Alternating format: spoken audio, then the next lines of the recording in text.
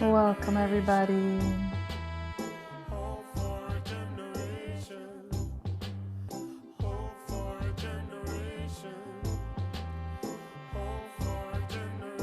Cassia, what is Fat Freddy's drop?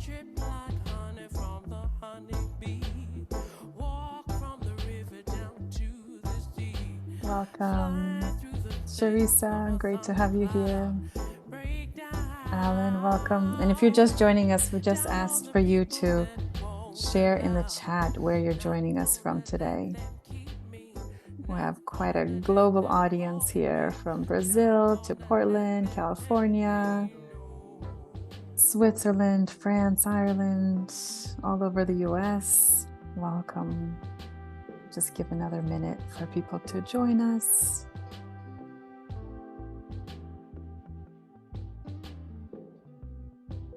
Great.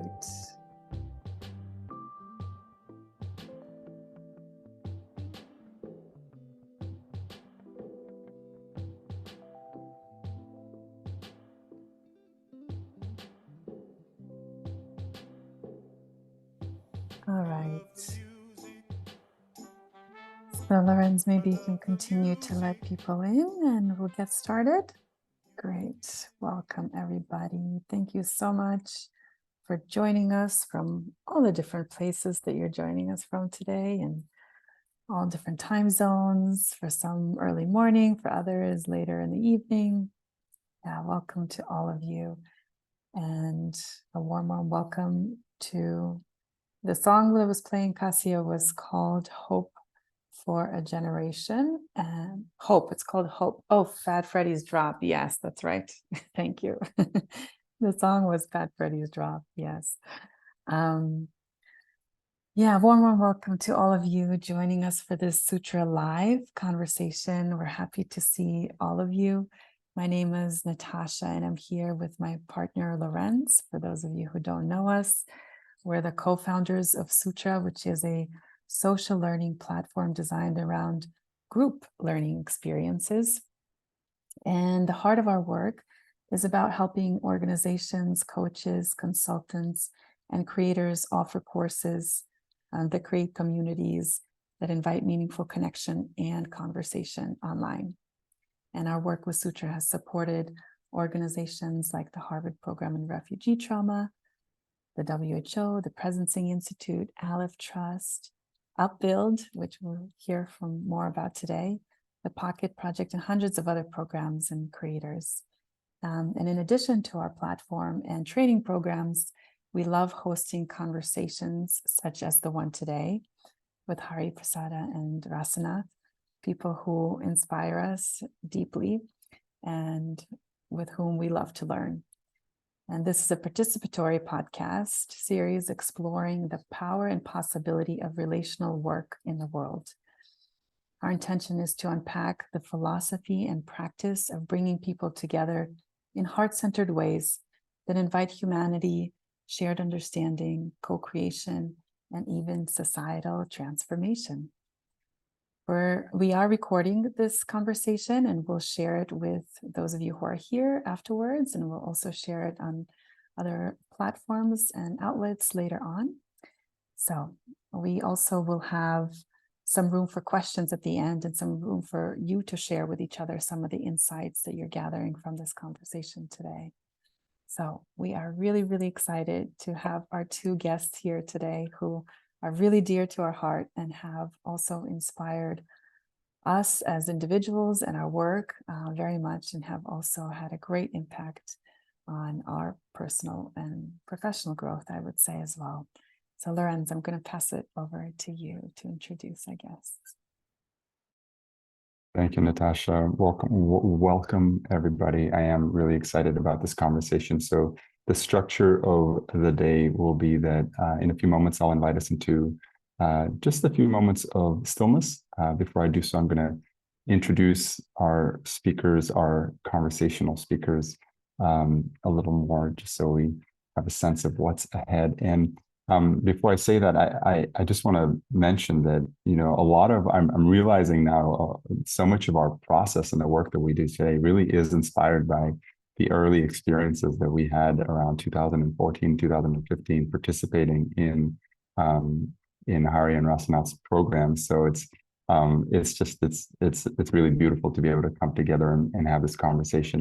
So let me mention a little more about them.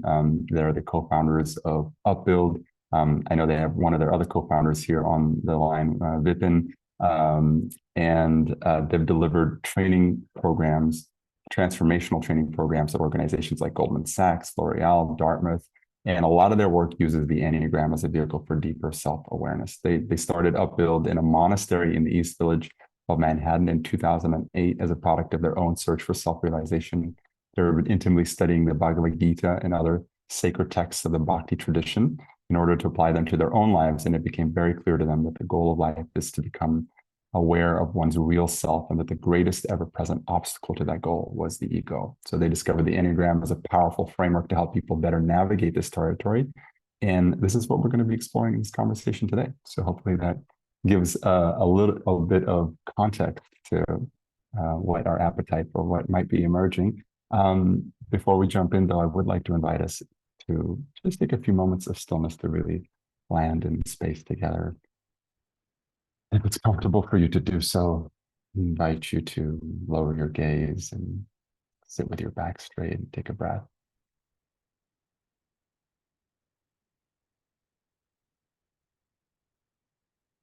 Begin to notice the sounds in the space around you.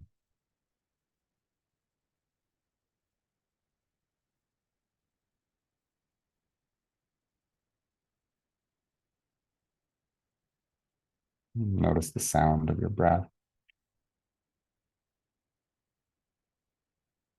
And begin to follow that movement, noticing the breath as it passes through your nostrils, your throat, your chest, your belly,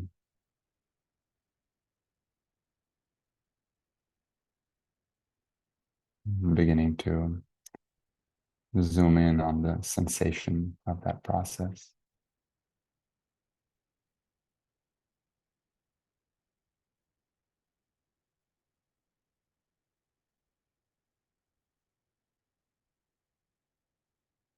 And see if you can focus in on your chest region and begin to notice your heartbeat, the pulse of your body.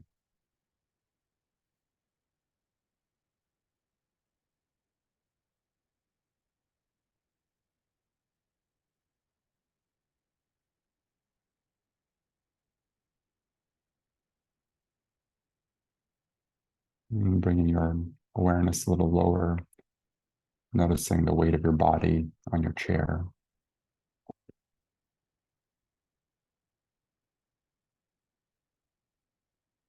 And bringing your awareness a little lower, noticing where your feet touch the floor, where your body touches the space around you.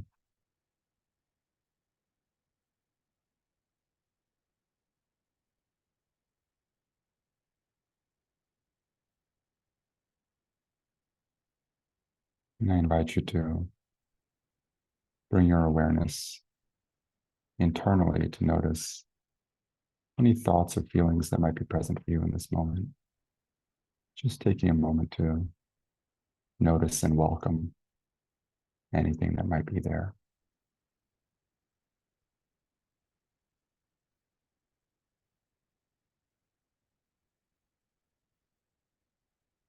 And taking one more deep breath.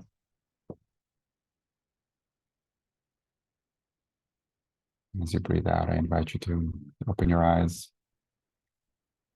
Notice the other people in our space here. If it's comfortable for you to do so, I invite you to turn on your camera for a few moments just so we can all see each other in this space. And just take a moment to notice one or two other people here. Really notice them, what kind of day they might be having.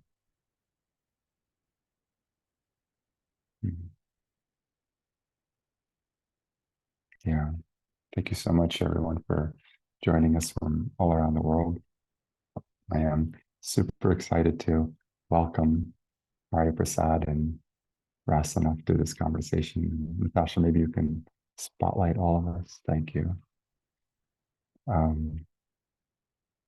feel like it's been such a, at least for me, it's been such an incredible journey from when Natasha and I first discovered your work and got so much um, out of both your what you shared with the Enneagram as well as your method of delivery, which was really one of the first times where I kind of participated in a program where you kind of opened things up through as a direct experience through the way that you invited people to have small conversations and explore reflection prompts. So I'm really grateful to be here with both of you today. So grateful to be with you. Thank you for having us. Thank you for all of your kindness. It means a lot. I'd love to start just opening up the conversation to hear a little more about the origin of your interest in the Enneagram. Obviously, this has really taken on a pretty big dimension in the work that you do. How did you discover the Enneagram, and how did it become a thing for you? I discovered the Enneagram when I was in this monastery in Manhattan where Upbuild began, as you had mentioned. And it was really as a tool in my own personal spiritual development. So I had a senior monk who was counseling me through what I was going through. At Upbuild, we continue with this principle that everybody needs counseling, everybody needs coaching, so we coach each other. This time, when I found the Enneagram, it was because I was getting counseled, and this senior monk said, I think this might help. And he showed me Richard Rohr's book, Discovering the Enneagram. And he had already sussed out what he thought my type was. So he had some facility, and he also felt that he was the same type, which was interesting. And of course, for those of you who don't know, the Enneagram is a personality typology. It's many things, but it's known as a personality typology to gain greater awareness and to transform into our best selves. But so he had this inkling that this can help me because the struggles that I was sharing with him and which he was supporting me through were being addressed in a way that was so profound. When I got the book and when I read the chapter, I confirmed, yes, you have understood my personality. And the author has understood my personality in a way that nobody ever has before, certainly least of all me. It's like, how does this person know all of this junk about me that I'm not even aware of, that I won't admit to myself? And that was something I'll never forget. I mean, it was very emotional. I'm laughing now, but at the time I was not laughing. It was really like a heartache. And at the same time, it was something that called me forward. Okay, there's more here. There's a lot to work with from what I read. There's sort of infinite dimensions to it. And there's so much more to this. And so as I was receiving that guidance through the Enneagram and through the person who was facilitating my first Enneagram foray, I became very encouraged and inspired at what can be done with this framework. And then at a certain point, because it was so powerful for us, and Rasanath was in the monastery as well at that time, we moved into this monastery together, really for each other, for our friendship and for the work of Upbuild. And he had become inspired to learn more the framework for the purposes of being able to share it with others. You can maybe speak to that. Thank you. My first introduction to the Enneagram happened in 2003 because I had, it was I hate to admit it, but at that time it was like, I love the game of trying to figure out what people are, right? And I was working in consulting at that time, and it became one of those things for me where I could go and talk to people about, I think you're this type. And I had misdiagnosed myself, which gave me enough ammunition uh, to self-justify, because and then looking at the people that I had difficulties with and naming them as a type, and all of that was happening until later on, where I took another sweep at the Enneagram, really trying to understand, and shockingly so, embarrassingly, found my type and refused to go back to reading the book again because of how confronting it was. And but when the truth touches you, there's no way you can escape it. You have to go back to it to see what it is all about. So when the emotions calmed down, I went back, and indeed, like, there was a lot to see that I was refusing to see about myself. And in the process, also discovering how helpful it can be for others. And that was our impetus to, when we were living in the monastery, one of the first places where we started using the Enneagram very actively was to help counsel monks and people, other members of the community who were connected to the monastery. And so we undertook a training program, pretty rigorous training, 4 training programs with Don Riso and Russ Hudson, who are one of the preeminent teachers of the Enneagram. And it was, Lawrence, to your comment on how we facilitated the workshop that you attended first, you and Natasha together. It is honestly a tribute to how we saw the Enneagram work being facilitated by Don Riso and Russ Hudson. And it was very transforming for us. And we gradually, it was just very organic. We started employing the Enneagram as one of the main tools that we use to help people, to help coach, and also continue the work on ourselves. This has been, the Enneagram continues to reveal itself in so many different ways. After it's been 20 years for me and more seriously, at least about 17 years. And it still continues to very pleasantly surprise us in terms of what it reveals about us and about the people that we work with. I love that. I love that you both kind of shared an epiphany that it opened up for you in the beginning. I remember in your class, actually, one of the big epiphanies that was really, looking back on it, was kind of like the beginning of a huge journey of transformation and healing involving other modalities as well. But it kind of opened up in that moment, was when I figured out my type, and I'm a 4 with a 3 wing. And then I was like, well, what's my mother's type?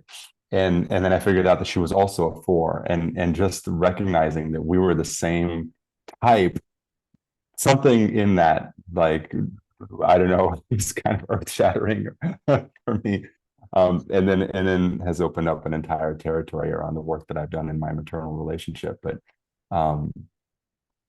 and also for me, I mean, I haven't gone into the Enneagram with as much depth as you have, because you actually work with it with other people, and I've only worked with it internally. But I have found that it has really opened up for me on a deeper and energetic level, as I've just come to understand the journey of the Enneagram and the directionality of the personality types, and kind of seen that, and almost been able to kind of follow that progression, forward several steps to see how they flow into each other. So I wonder if you can, and I don't know how familiar the audience is with the Enneagram, but this is an enormous body of work. But I wonder if you can just share a few words about what makes it what it is. What is it about the Enneagram that gives this insight? And also, I know I've heard from other people, people who tend to be very reserved about personality assessment types, that they can be constraining, or that they're kind of self-fulfilling prophecies and all sorts of stuff like that. So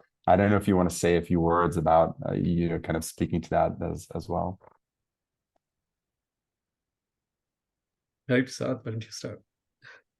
Yeah, thank you. So I think what makes the Enneagram unique is the fact that it's not about, hey, isn't it cool that I have this personality? Look, I have these traits, and that's very neat. And now you have these traits, and so we can sort of understand each other a little bit more. It's really it's a whole universe of revelation, and that's I know those are strong words, but it really lives up. I must say, it really lives up. It is about the inner life, why I show up the ways that I do. What's the story that's running me? What's my programming? Why do I have these traits? So it's not just categorizing existing behaviors like so many personality typologies do. It's doing that, and it's surfacing at many, many, many levels of depth, really down to the core of what is making me show up these ways. And there is always more to learn about that. And the Enneagram shows, unfortunately, and this lines up with our study of sacred texts and our spiritual understanding and practice, it's out of fear. Everything we're doing is out of fear, but it's also out of fear of not being who we're actually meant to be, that we are a self. There is a unique personality that is a spiritual being, that is a full, complete, satisfied, happy being. And we're always grasping for that and longing for that. And it's out of fear of not being able to find that person, because that takes a lot of work and a lot of spiritual practice and development, that we then try to compensate and try to make it look good and make ourselves feel good and reassure ourselves and prove and defend. And that's really the bottom line, is that we spend all of this time trying to become a self by proving and defending that we are our egos, which cover the self. And the Enneagram illuminates exactly how that works and how it's unique for all of us, and what we can do to better our self-understanding, angle towards our real self, remove these coverings, understand and empathize with other people at the deepest level, really understanding and feeling their suffering, and giving, serving them, especially with that compassion, which is the best service. But then also, how do I relate? How do I orient, given what this person is about and what this person's struggles are and interests are and how they show up? So there's so much that can be said. Just the last thing I would say is quoting Don and Russ, that the Enneagram doesn't put you into a box. It shows you the box you're already in. It shows you the box put yourself in through thinking I am my ego and I have to prove and defend that I'm this identity. We define it, upbuild the ego as who I think I should be rather than who I am. Projecting, we're always trying to project. I'm enough, I'm good enough, I'm this, I'm that, I'm this, I'm that. And we're grasping, and it's so exhausting and painful. And when we get the hit of positivity that, oh, somebody likes me or I did good, it just keeps me in the game more. It just makes me more attached to, like, yes, I have to always be like that, instead of being who we are. And so the Enneagram just personalizes how that is and shows us a pathway out that is unique to each of the types. To your earlier point, Lawrence, about transformation, the first step in transformation is awareness. And what the Enneagram does is it creates, if it's understood correctly and facilitated correctly, the Enneagram helps you become so aware of your suffering. It makes you aware of the cage that you are in, and many times change requires that kind of discontent. It has to something has to be revealed on that level, which then that discontent then leads to actions of transformation. So the Enneagram is not just a personality typology, but it is actually a tool for, ultimately, it's designed, if you really understand its origins. One of the theories behind the origins of the Enneagram was the Desert Fathers documenting systematic patterns and ways in which they forgot their real self, and in the process also forgot their connection with the divine. Did you say Desert Fathers? The Desert Fathers, the Christian fathers, the Desert Fathers. They lived in a desert. They lived a life of solitude to understand what was going on. What's that? Hariprasad? A nomadic lifestyle. Yeah. Who are the Desert Fathers? I'm sorry, I haven't heard this term before. So one famous one that comes to mind is John Climacus. I don't know if you have heard his name, but John Climacus was one of the main Desert Fathers that I have like a lot of writings about. Deep spiritual. The whole thesis is how the way to really come to our true selves is by taking relentless responsibility for our egos. And that is essentially the path that the Enneagram leads us down, is to take relentless responsibility for how our egos show up and how not to fall into its patterns. So the Enneagram reveals the conscious and many times the unconscious patterns that we are caught in. And thank you, Vipin. And then once we become aware of those patterns, then we also learn how to break free from them. Can you say, I really love this term you just used, relentless responsibility. And there's also something, Hari, that you said that the Enneagram offers a way out. So I'd love to unpack that a little more in terms of maybe like a specific example, or what does it mean to have a way out and to take relentless responsibility for your ego, and how does the Enneagram facilitate this? I'd love to have like maybe something specific just to somehow illustrate that, because it's a little conceptual, but what does it really look like in practice?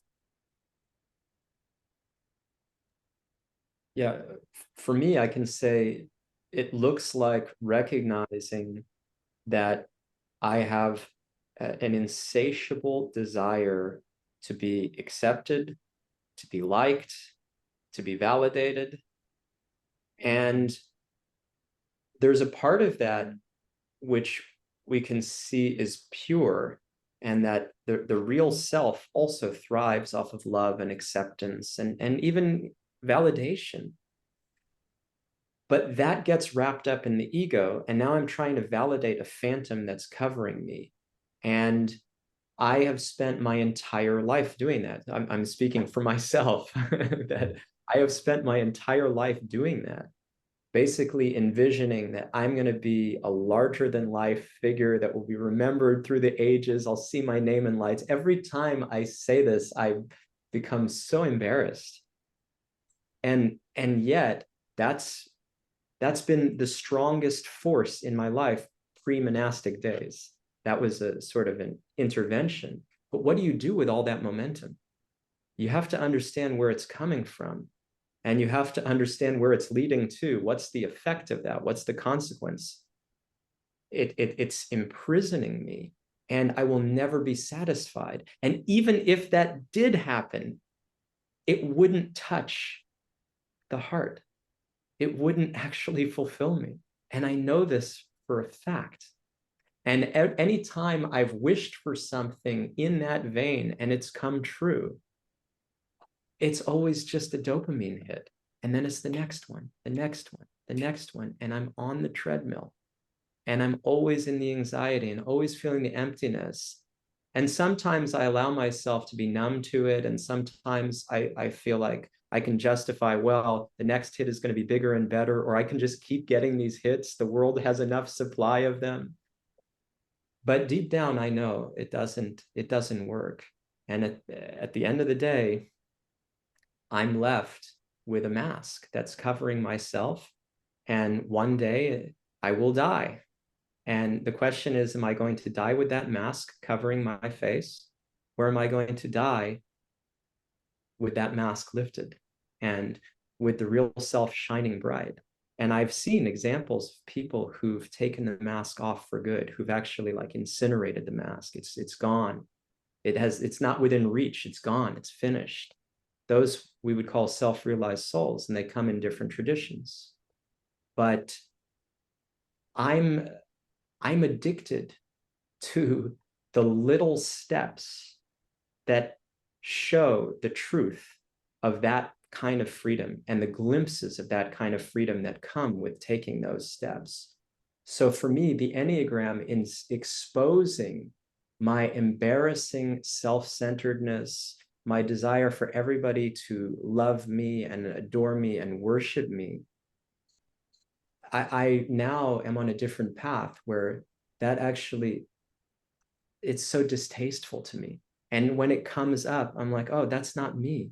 I don't actually believe in that. I don't want that anymore. And I don't get so bothered by it because it really feels like a different entity. It feels like it's just that vestige of some old voice of who Hari Prasad wanted to be before embarking on this journey to self-realization. So that's what I live for and what the Enneagram is helping me tremendously with.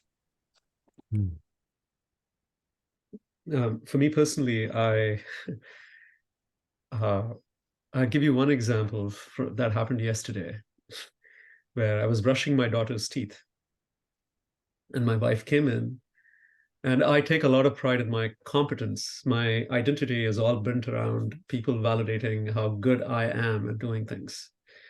And she looked at me and she said, I think you missed brushing the upper jaw.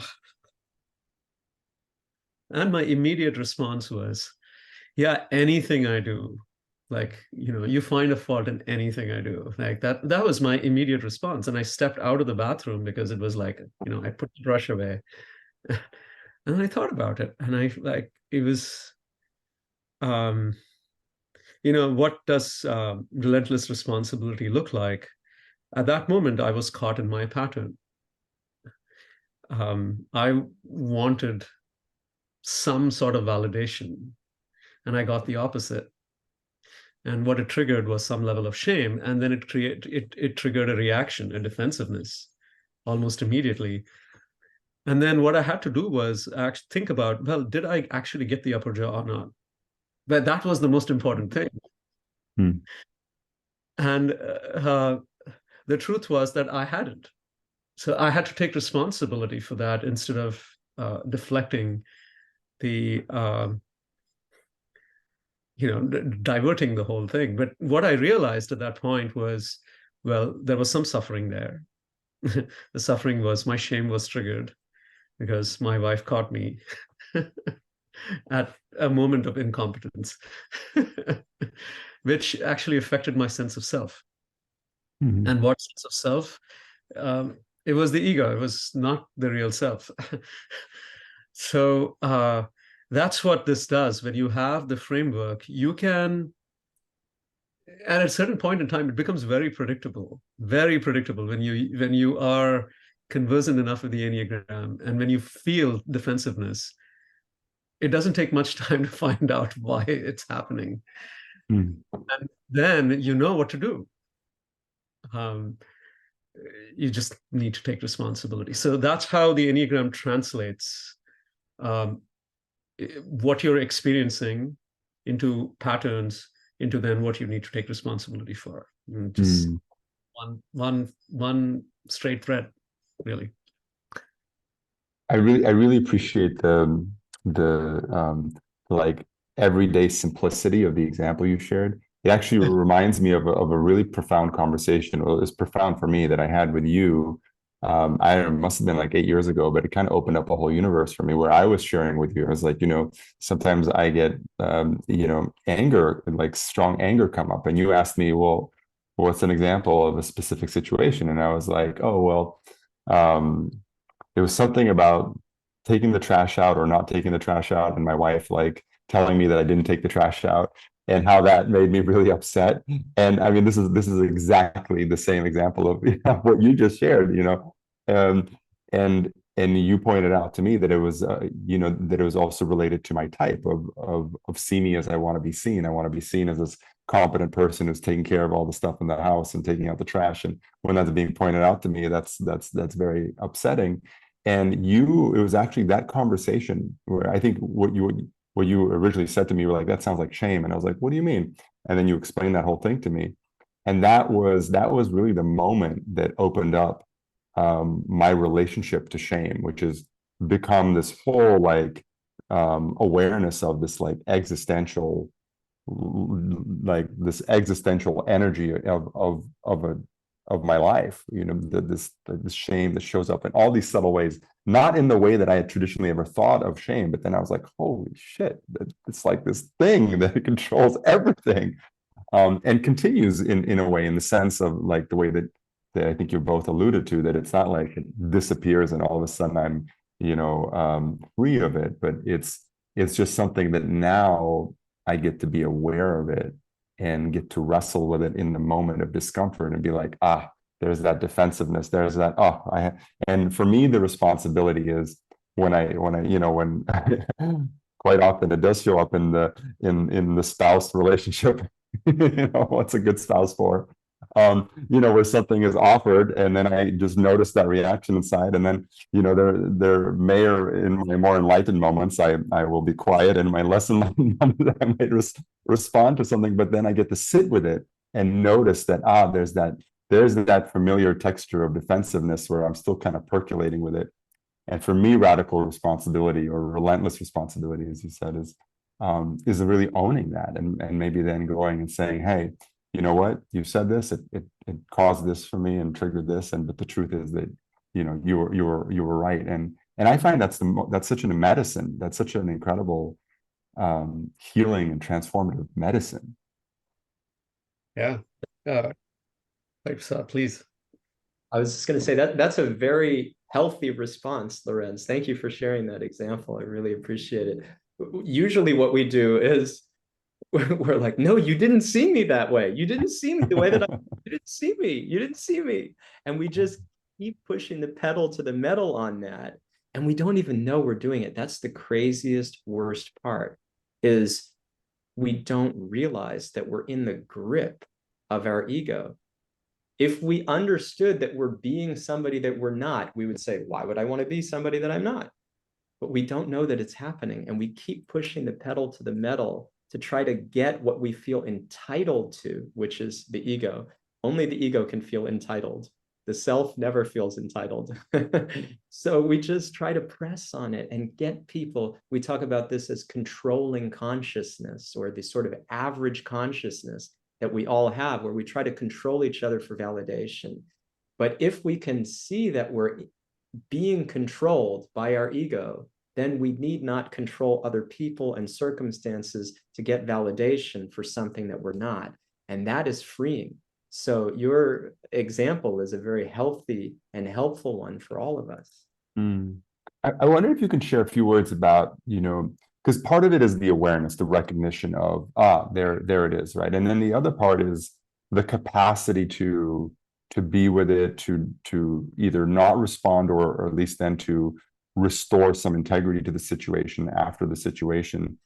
And that could be enormously difficult. There's a certain enormous stickiness around these kinds of things. So I wonder, in your work with transformation, I always think of it as in these kind of two stages. The first is awareness, and the second is capacity. And I wonder if you think of it similarly or differently, or how you approach the kind of, there's the epiphany, and then there's the integration. And what is that? What is that? And I guess the Enneagram really offers you insight, but then what does the integration look like? How do you make it a lasting change?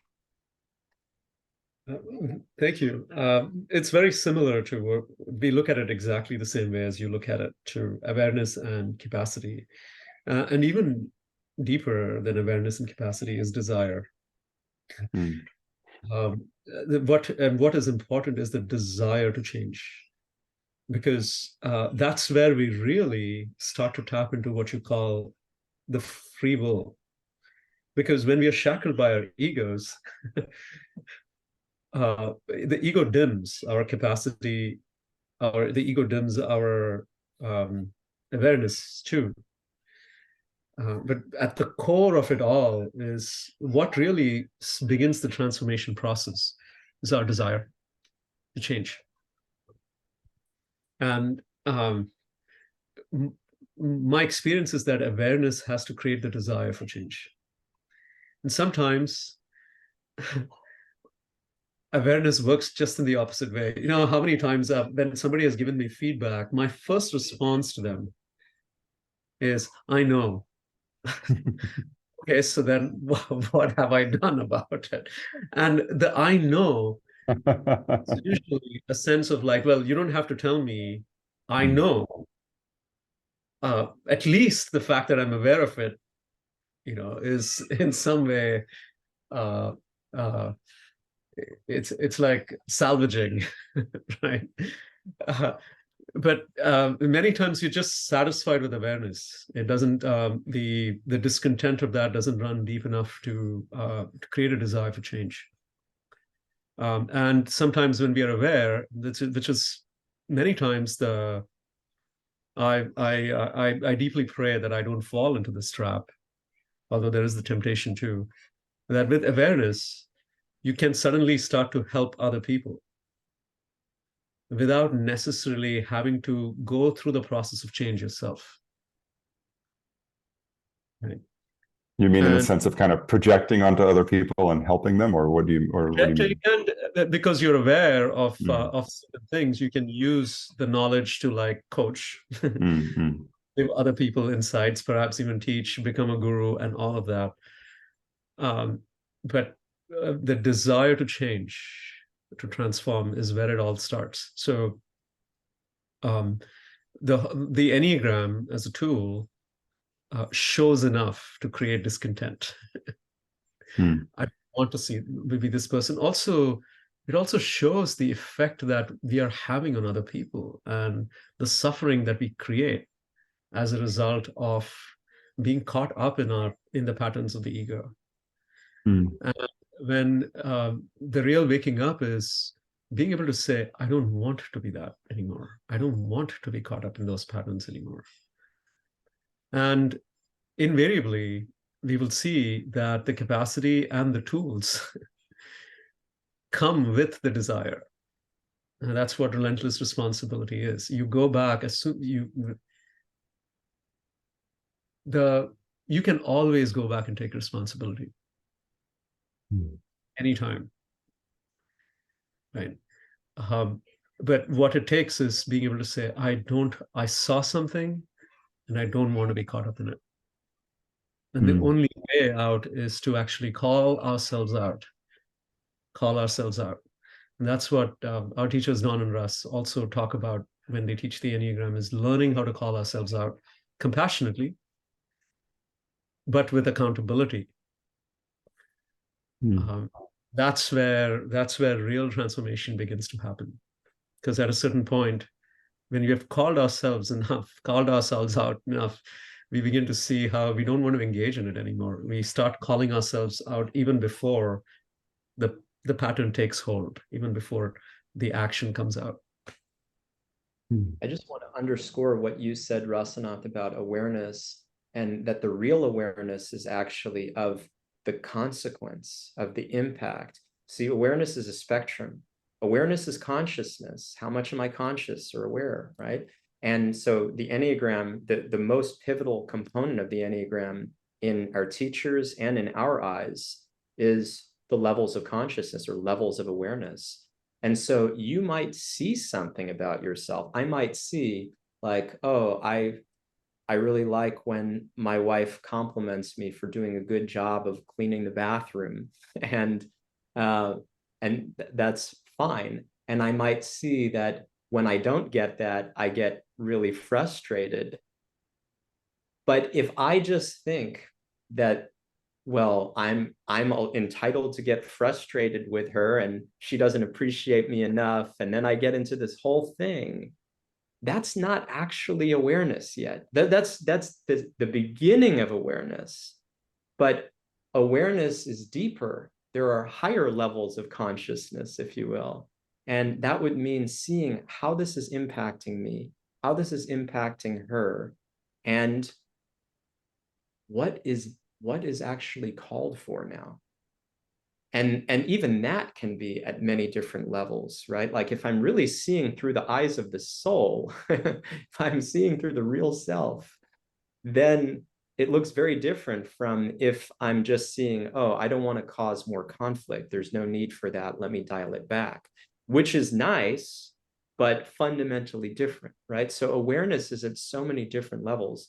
And I've never, ever felt frustrated with my wife for not complimenting me on cleaning the bathroom. That is totally a made-up example. Oh, wow. So I want to maybe get a little more into the nitty-gritty of delivering this kind of work. And one thing I'm curious about, because I know you deliver both public workshops, and you guys have one coming up soon, and we'll talk about that a bit later, as well as workshops within the context of an organization and a team. And I'm curious about, when you're doing this kind of transformational work, what are some of the differences you see between those two environments, or just between what it's like to work with people and have an impact in the context of an organization versus just a group of people that come together as strangers? I'll start with the organizational piece first. What we see in organizations, and again, it can go either way, there is already a shared context amongst the individuals who are coming into the workshop. They have worked with each other for a reasonable amount of time. They have seen each other at work. There are also tensions that exist. So that gives rise to a certain kind of dynamic. So when we are going into an organizational workshop, and by the sheer dint of it, when we were doing a workshop for a private equity firm, and we were doing this workshop, we asked this question: so what does everybody universally want? And there were about 30 people in the room. And when we looked at their faces, it seemed like everybody knew the answer, but nobody was willing to say the answer. And then somehow somebody gathered courage and said love. But there was just silence before that. And then, when somebody said, like, you could feel the squeamishness in the room, and somebody used those words. Because for some reason it's taboo. You can't speak about it at work. You can't. Right? But whether we are at work or we are at home, it universally drives us.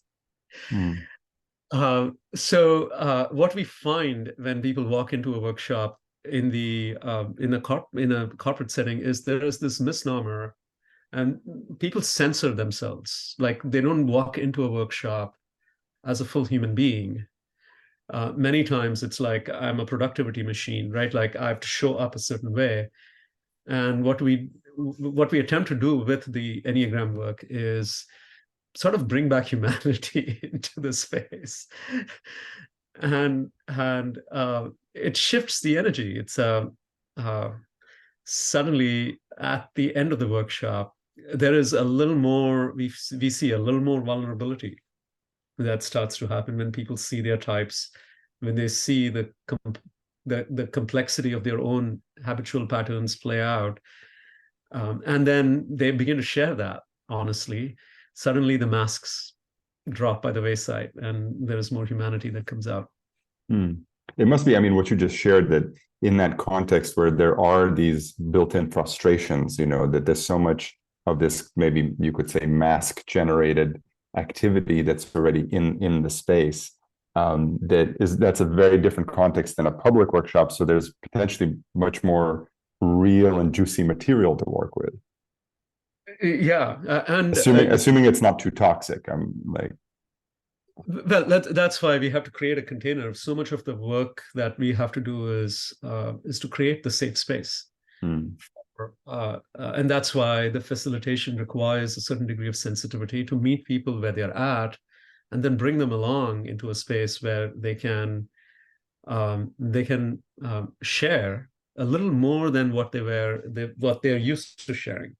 And that's the first step. And what happens as a result of that, right? There is an immediate sense of more trust in the room, just because now people are able to see each other a little more deeply. Suddenly, people have a context to. I just did this workshop in July for a 30-person company in New Jersey, and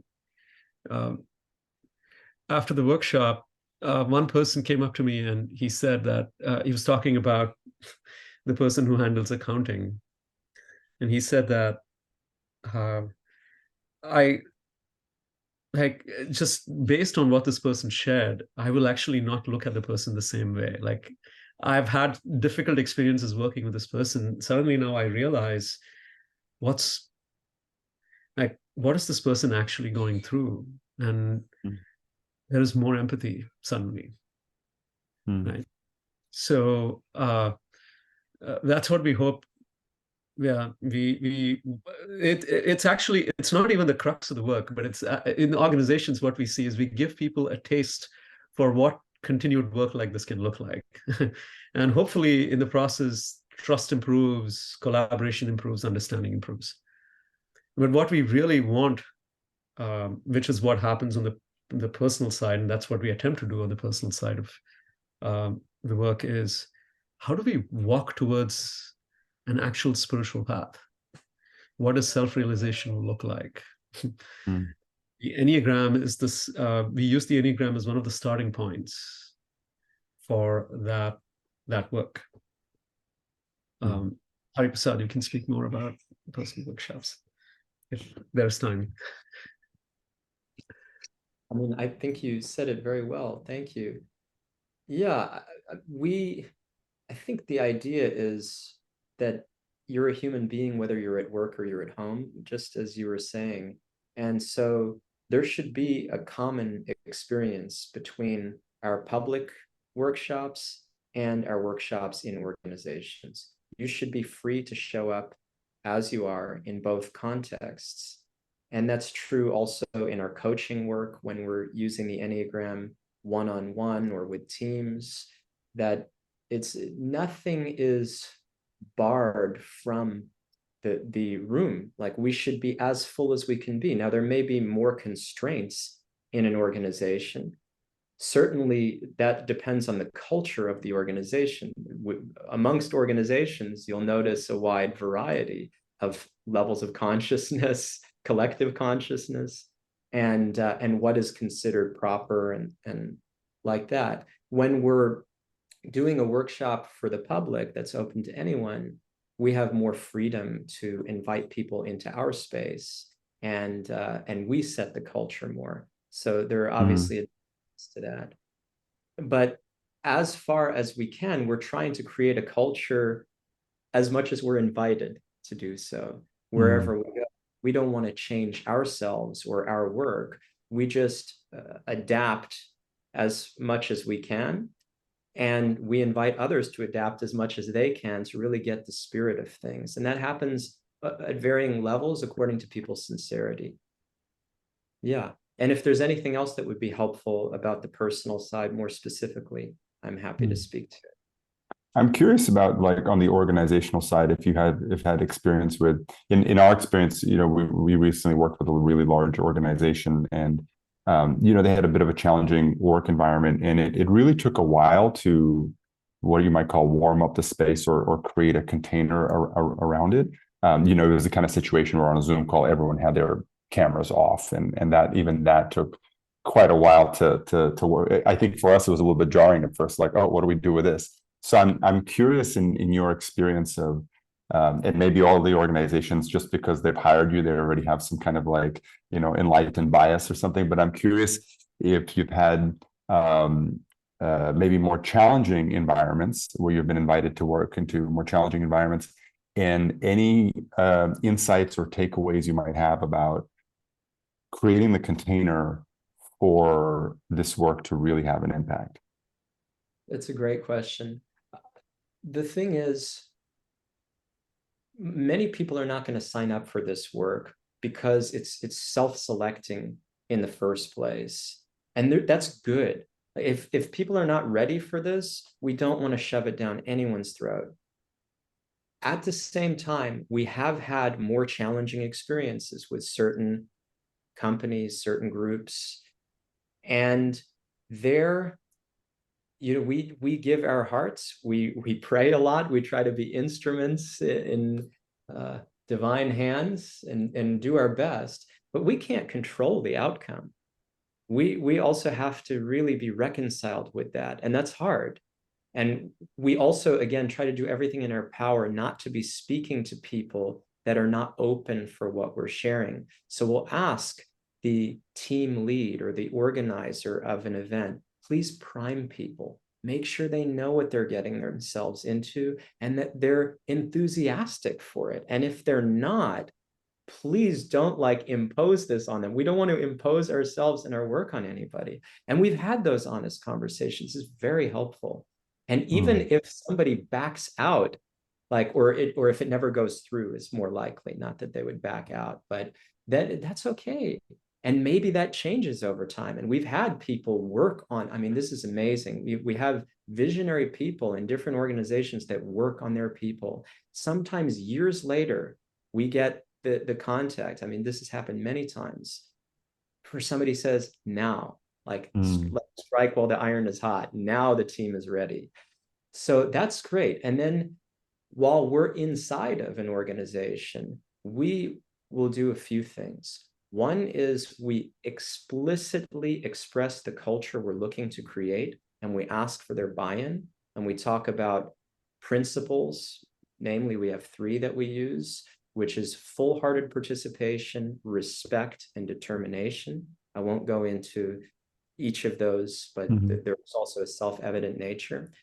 And we try to model that for others. And we try to model our own taking off our masks and making ourselves vulnerable, being truthful and honest and poking fun at ourselves and being ourselves and inviting people into that space. And we find that that helps a lot, that people really are game for that, because we are all human beings. We just have put too many masks on ourselves. We've forgotten what our face looks like and feels like, but we can gradually remove those masks if it's safe to do so.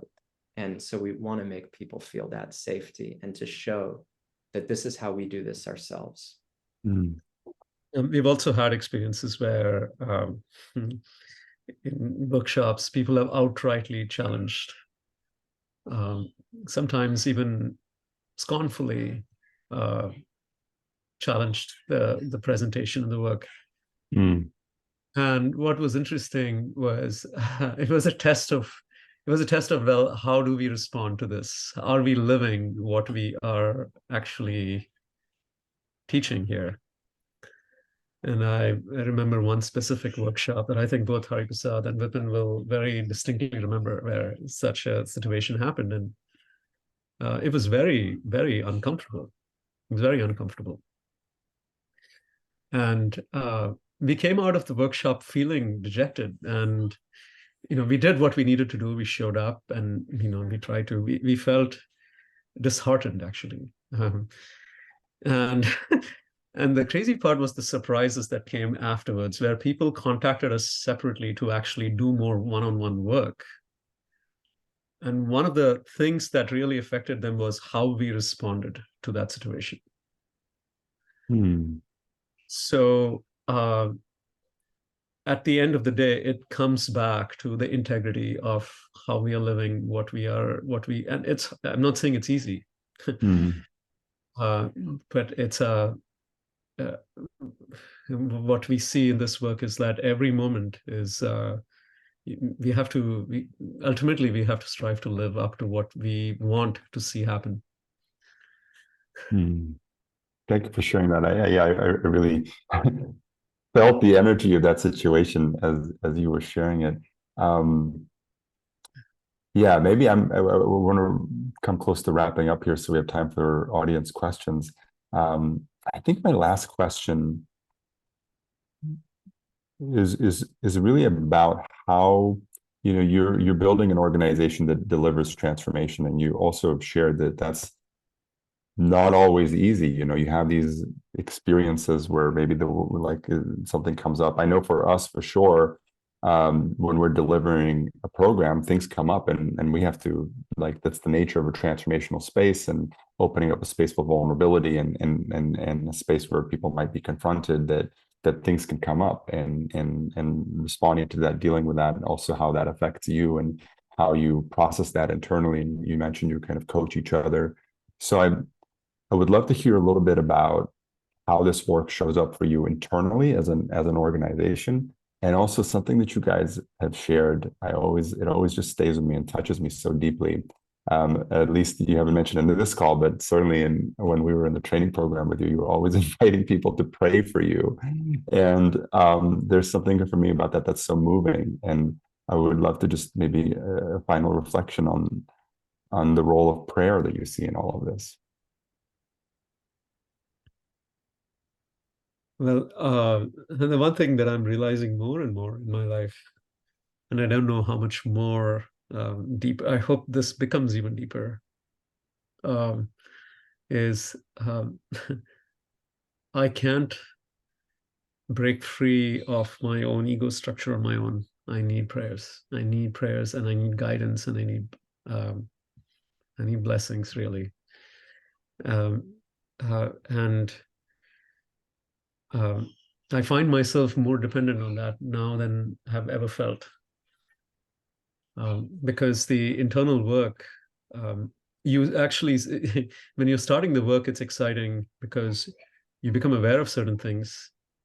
But you know how this reminds me of the Bugs Bunny cartoon when, like, you know, Bugs Bunny is digging for the carrot, but the carrot is actually attached to, you know, a rope, and the more he digs, the carrot just like keeps going further away, right? And it's only when we start to do the work do we understand how, wow, this is the roots of this just go, they're so deep. Sometimes when I weed the garden, I pull roots. There are certain weeds that come out immediately, and there are certain weeds that are just like, their roots are strong. They're very strong. And I'm realizing that through my own effort and my capacity, I fall short. I need guidance. And this is also fundamentally where I can say at Upbuild, we are dependent on each other for the inner work. And it's I feel very grateful for the people that have been sent to us. And I can honestly say in my relationship with Hari Prasad, I'm dependent on this, very dependent on this relationship, because he coaches me as well. And without that, I think I would be lost. I know that for a fact. So more than ever, I'm dependent on prayers and blessings and help and guidance.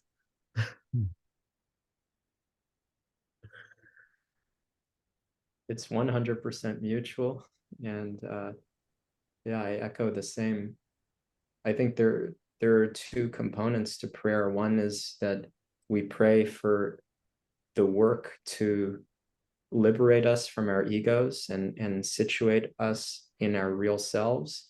And the other is to be able to help others to do the same. And so when we show up, we can be those instruments that we long to be in divine hands.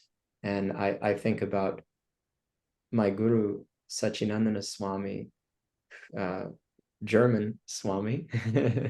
He once grabbed me in 2014. We were in the Balkans together at an event, and he once grabbed my hand and he said, This was in a yoga studio where everybody was cheering for him. Somehow he was well known in that community, and everybody was cheering for him, cheering for him. And it was an amazing packed house.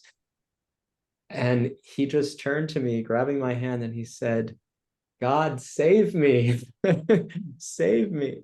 And then he said, "Whether they're cheering for me or whether they're booing at me, it's always the same. God, save me." And what I understood was that let this not get to my head, and let me not be discouraged if they're booing at me. Whatever the situation, I'm always dependent on divine grace and on loving connection with the Supreme. So that is for the work to work and for it to work on other people. And I was just praying before this meeting that we get to have together for the work to really show up, and for me to be able to show up to help anybody else who's here. Thank you both for just sharing your graceful, humble presence. I'll try not to load on too many accolades so that you don't need saving from my praise. I'm grateful for this conversation and just the inquiry into a body of work that has become very close to my heart, much through your inspiration and influence.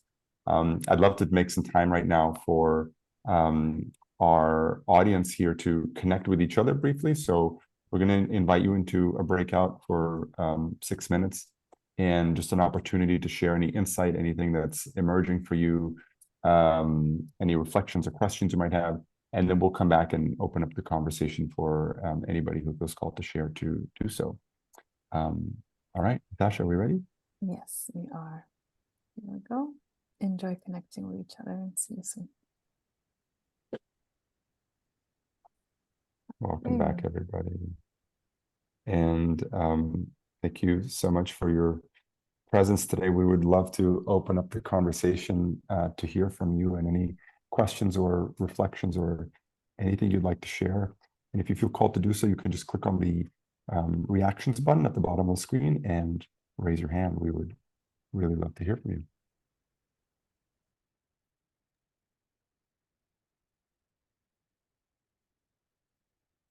Janet, please share. Hi. Well, one of the things that has come up for me is I know my Enneagram type, and I've been told that, I mean, I understand that awareness is very important. And so when I'm a 5, so when I pull back and just want to research and take in and, be in my head all the time, I realize that my challenge is to be out in the world.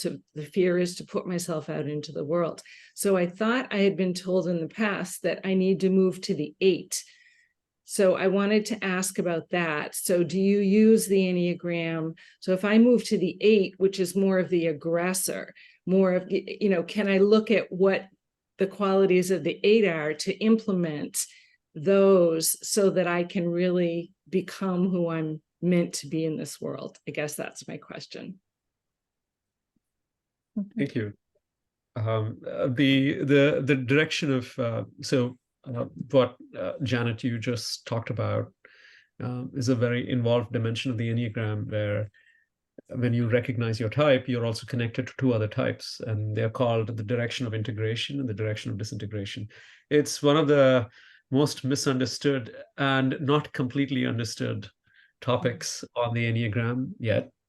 There are a lot of new discoveries potentially that are happening in that realm as well. The way we understand that, which is where we focus on, is that when you work on becoming healthy within your type, when you really start to work through the fears of your own type, you start to naturally embody the qualities of a type that you're connected to.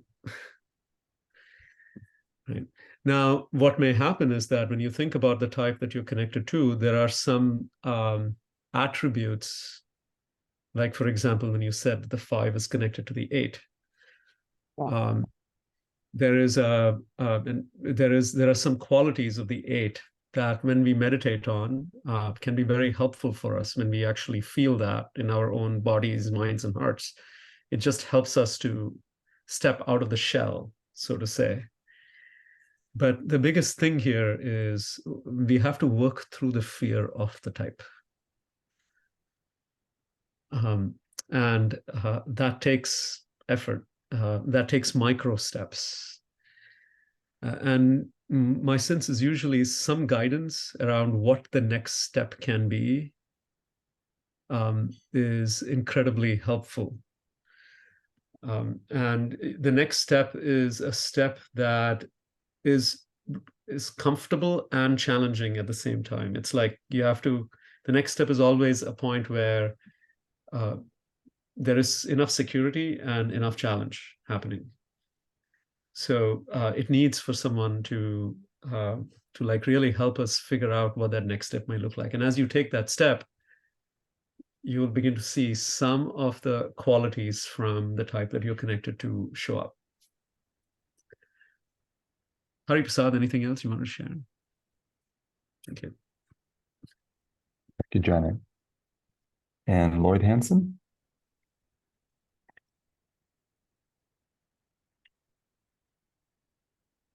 I've really enjoyed the presentation and intrigued to dig deeper in the Enneagram. But right now, I just have a real simple request, and that one of you presenters shared that you have 3 basic agreements that you use in your gatherings. And I would appreciate it if you could put those in the chat, because they sound like agreements that would certainly be suitable for any gathering. So thank you. Thank you. Thank you, Lloyd Hansen. And Francis, would you like to share? You are on mute.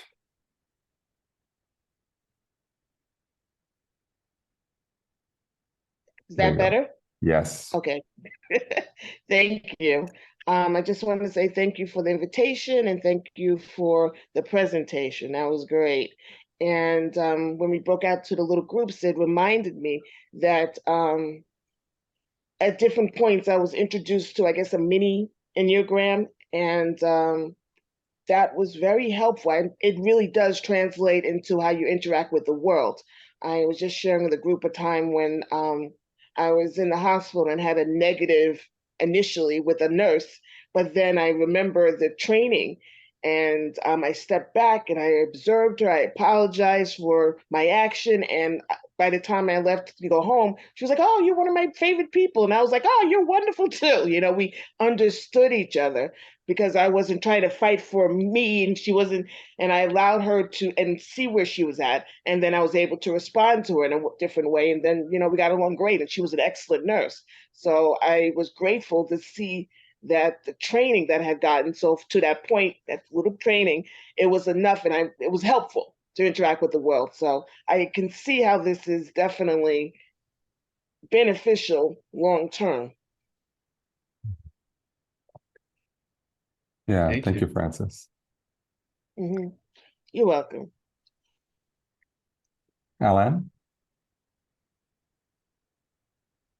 Yes, I too appreciated your both the examples you gave and the vulnerability in doing so.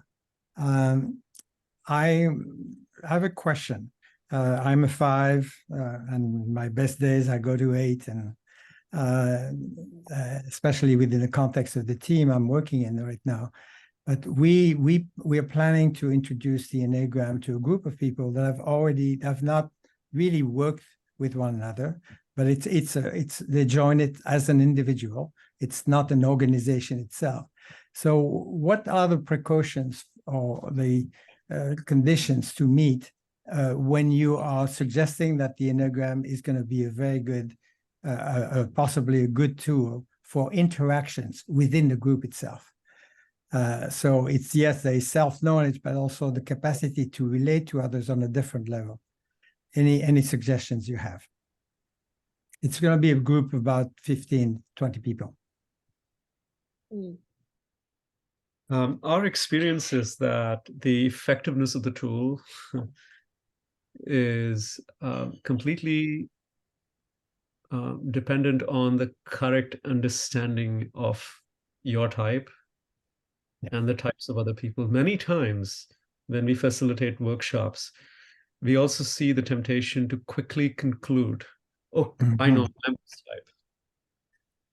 Right. And sometimes it's also like, no, I think you are this type. So what we do right off the bat is we tell people that there is no guarantee that after this workshop, you will know your type for sure. And one of the reasons why we say that is we want people to refrain from coming to shallow conclusions, quick conclusions about their own type. Because this takes time. The discovery takes time. The second thing is from a point of view of interaction, what we tend to do is if they're going to be a group of people who are going to be working with each other, then what we do is we give a little time. We make sure that everybody has clearly and correctly, accurately understood their Enneagram type. And then we bring them back for a conversation around how will this change your working dynamic. And for that conversation, we have very specific prompts. And then that conversation has a very different nature to it because one, people have understood themselves clearly. They also have a relatively decent understanding of what other types are. And it makes for a much more constructive conversation around understanding. So the most important thing here in this work is, and the tendency of these kinds of workshops, usually people come in with a certain eagerness of conclusion, wanting to conclude, like, I want to know my type right now and I want to know what to do with it. And what we say is, this takes time. So you have to give yourself the time, because once you do, you have to slow down so that you can then go faster later on. So that is the biggest emphasis that that I would have. Hari Prasad, if you have anything else to add to it. Just to stay in a learner's mindset, that we're all learning together, and that is going to bond us as a team. We're going to have discoveries together. We're going to have shared experiences that will unite us and challenge us in a healthy way. And if you can provide experiences where there's continuing, ongoing learning and that mindset amongst everyone, I think that's really the spirit. Then you can't go wrong. And so when we go into organizations, we like to have different touch points at different times where people can keep learning. And there's so many different dimensions of the Enneagram as well. I mean, we've only not even scratched the surface here. So there's a lot to be learned about every one of them, because they're all pretty infinitely deep. Thank you. Fortunately, the context is about learning. It's a series of workshops over 9 weeks where it is about challenging and possibly changing one's own worldview. And we found that the Enneagram is a great place to start thinking, changing one's own worldview about oneself. So that's the context, and we're going to come back to it. So it's not about discovering your type. It's about how does it help us to move forward in challenging our own worldviews about ourselves and about others. So thank you. That's very good framing. And if you can keep that, just keep bringing that back again and again and again, I think it'll be incredibly helpful. Thank you. Thank you, Alan. And so just maybe a few final words on, you guys have an upcoming workshop, the Enneagram 101, which is a version of the same workshop that Natasha and I participated in 8 years ago. I'd love to have you guys share, and this is coming up right this weekend. We were hoping to run this call with a little more leadway, but I mean, I guess the first thing I'll share is just that this is Natasha and I. We participated in this program 8 years ago, and it was, as we've mentioned, it was really, really transformational for us in some way. Like the foundation definitely one of the founding bricks or stones of the work that we do today and our understanding of transformation today. So and also the two of you are just like angelic. These two pure souls come down to share with so much devotion and humility. So it's a really, I think, just that. For I'll say personally, Natasha and I would, the quality we always resonate with the most in the teachers that we have encountered, the ones that have had the most influence on our lives, has always been this quality of purity and humility. And the two of you embody that so beautifully. So that's always been something that's always touched me deeply about just being in a space with both of you. And so yeah, you guys have this workshop coming up on I don't know if it's Friday or Saturday. I think it's Friday, but Saturday and Sunday. Saturday and Sunday. Okay. And would love to maybe have you share a couple of words about it. Thank you. Thank you for your kind words. And the only thing I can say is I request everybody in the space to pray that and we just continue to strive for that purity and humility for the rest of our lives and beyond. Yeah, thank you. The Enneagram 101, this is a smaller version of the bigger workshop that you, Lawrence and Natasha, you participated, called Excavating Your Ego Type, which used to be a 2.5-day workshop. Initially started off as a 5-day workshop with a lot of detail, depth, interaction, and media and all of it. The Enneagram 101 is a condensed version of the same workshop where you will get a basic understanding and experiential understanding of the 9 types on the Enneagram. And hopefully through the exercises and through the content, you will start to form a hypothesis on what your type or types might be. You might even readily recognize people in your life. That happens. Like suddenly, as you're hearing the story of a type, you're like, oh my God, this is my father. And those light bulbs it happens every single time when we do this work. So it's a condensed and yet a foundational understanding of the Enneagram framework that then gives you the opportunity to explore it further. It'll be a group of individuals who are all coming, from different environments, and it builds a community.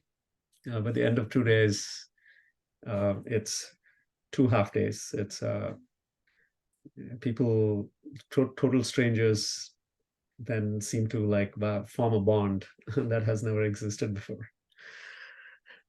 So we welcome, if you are inspired and interested, please join us. We would love to have you with us on this journey. And I say, yes, no, go ahead, Rasanath. I was just going to share that Natasha shared the link in the chat. Yeah, I'm sorry to interrupt. Not at all. Hari Prasad, do you have anything else?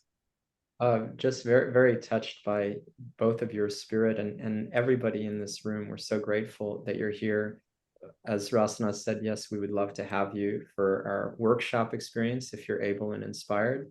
And if you're not able to do it, we do have an Enneagram resource on our website that you can refer to. And we also did a podcast series called Enneagram Foundations that is really in the vein of the workshop. So I can provide a little link in the hopes that it serves you as well. And of course, if you are able to attend the workshop, you can still have the podcast as a resource and the website as a resource as well. And yeah, we just would be very eager to support you any way that we possibly can. Thank you. And if I could just add that what was so brilliant about your design of the workshop on the Enneagram is the part of how we together in relationship get to discover more deeply things about ourselves. So I think that's where the power of doing this in a cohort and doing this with others and going through the program together is really, really, like, it amplifies what you're able to.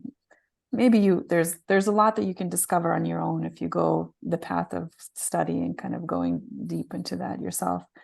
But I think it just amplifies and maybe becomes faster for you to get to a place when there's reflection and sharing and insight that's coming from others that help you recognize things about yourself and be mirrored in such a way. So I really, really, really took a lot of inspiration from the exercises that you had us do in relationships and in pairs, and highly, highly recommend this. And as Loren said, like, for us, the purity of how you deliver this and the work that you do is an inspiration and something that we really hold dear in our hearts as well. So thank you for your commitment to this work, to this path. And yes, and our prayers are certainly with you always. And, yeah.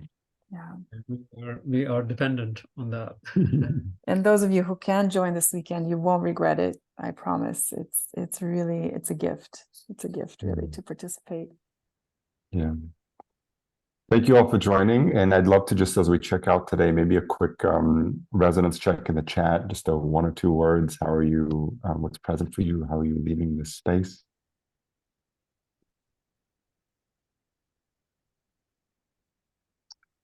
Yeah, and while that's coming in, thank you so much, Rasanath and Prasad. Just such a beautiful conversation. So uplifting to have this deep dive into the Enneagram and the nature of awareness and transformation. I feel like we could have geeked out for the next 5 hours. That would have been deeply satisfying. But alas, it is what it is. And I'm just grateful for this time that we have together in our busy lives. Yeah, thank you everyone for your presence, your participation, the beautiful words that you're sharing in the chat. I hope you'll feel inspired to, if nothing else, check out Upbuild and the work they do, even if you can't make it to the workshop. But I would consider them one of the foremost sources on Enneagram understanding that I've ever encountered, and certainly just beautiful people to learn with and learn from. Yeah, have a beautiful day, and please unmute and say goodbye on your way out. Bye. Well, Thank you. Bye. Bye all. Thank Yes. you, Natasha. Thank you, Gratitude. Lorenzo. Mhm. Thank you for being here. Bye. Thank you. Thank you, everyone. Thank you. Thank you. Thank you. Thank you. Right. Thank you very much. It was a Thank you. pleasure. Thank you. Looking Ras. forward to learning more. Thank you so much. Thank you. Thank you. All the best. Thank you. It's full of energy. Bye bye.